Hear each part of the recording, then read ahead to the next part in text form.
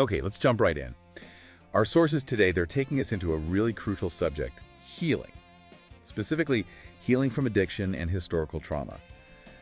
But it's through a profoundly cultural lens. This deep dive is all about the Tsimshian Frame Drum Program, which is led by the artist and elder Bill Helin. And what's so fascinating here is how it completely reframes the problem. We're moving away from seeing substance use as just a personal failure. Right. The research is pretty clear. For indigenous communities, these issues are often a direct result, a generational consequence of historical trauma, of colonization. And the response isn't a prescription pad, it's cultural. The program uses the Tsimshian Frame Drum to offer a path of, well, cultural reclamation. Exactly. It connects that rhythm back to what the sources call the heartbeat of Mother Earth. That sounds beautiful. It is, and this isn't, just a music class you can sign up for. The drum itself is considered a sacred being. A sacred being. Yes. So to even participate, you have to enter into a reciprocal relationship with it, one built on deep ethics and respect. It's fundamental. So that right there, that sets a really important ethical boundary. I saw the sources call it the difference between appreciation and appropriation. A critical distinction for anyone outside the community who wants to engage. That means there are rules. What kind of rules? It means formal consent, active collaboration, and crucially, compensation. It's about honoring the Tsimshian knowledge keepers and making sure this culture continues to thrive. So it's a living tradition, not a trend. Precisely. And the healing itself isn't done alone, it's done in a circle. The drumming happens in a circle, which symbolizes balance, equality, wholeness. So it's a communal ritual, not a solitary exercise. Exactly. It directly combats that intense isolation that so often comes with addiction and trauma. You're part of a whole. Okay, so this is where this ancient wisdom gets really interesting, where it meets modern science. How does a rhythm, a physical beat, actually create measurable healing? Well, it works through two really powerful physiological processes. Okay. The first one is called rhythmic entrainment. Rhythmic entrainment. Yeah.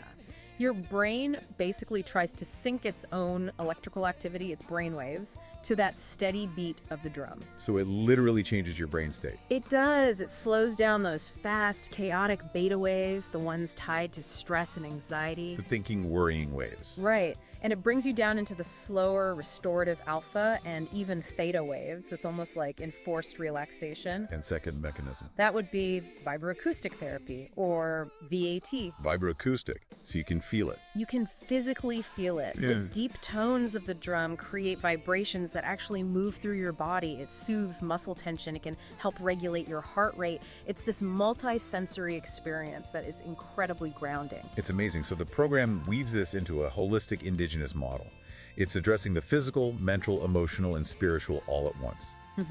And freedom in this context, it isn't just about being sober. It's an act of decolonization. It's cultural reclamation. So what does that journey look like for a participant? I saw it has phases. It does. It's very progressive. It starts with laying the foundation. This is more about mindful, spontaneous drumming, just pure emotional release, catharsis. A safe way to let things out. Yeah. And then it moves to reconnecting. Yes, that's where the group drumming becomes central. The focus shifts from just your own release to creating harmony with others. It builds trust, belonging. And the final stage, transformation.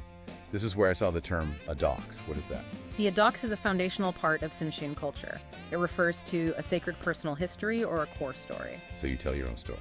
You use the drum to ground yourself and accompany the telling of your story, weaving past trauma into a new narrative of resilience. And this whole stage is tied to land-based healing, so the practice becomes part of everyday life. So when you put it all together, this deep dive really shows that reclaiming ancestral practices it's a powerful act of liberation. It's where ancient knowledge and modern science completely align. It absolutely is. And that brings up a really important thought for you, for everyone listening. If the Tsimshian frame drum represents the heartbeat of the earth, what non-pharmaceutical cultural rhythm exists in your own life? Something that can help you synchronize and move from the speed of stress from those beta waves back toward the balance and wholeness of alpha. Again and again, I wanna deep dive into all those juicy topics. Let's deep dive into again and again, I wanna deep dive into all those juicy topics.